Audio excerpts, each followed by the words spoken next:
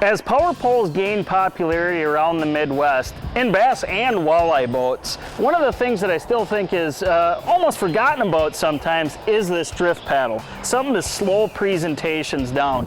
Now, of course, it's going to be something great to use in situations where you're used to using drift socks. For instance, maybe I'm going to pull spinners out in the open water on Green Bay and I want to go 0.7, 0.8, 0.9 miles an hour. And if we're trolling with some big waves, which there is a lot of times up here, you're going too fast. That drift pedal is obviously going to slow your drift down and keep you in the strike range. There's a few other scenarios where I think that this is a really good tool, and that might be if you're casting a shoreline where you're maybe fishing a windblown shoreline, maybe pitching jigs to weeds, casting cranks to rocks. You can use this to slow that drift down as well. Even though you're not trolling, you're casting, you're able to cover the water more thoroughly, and that can be so key when you're fishing little structure areas.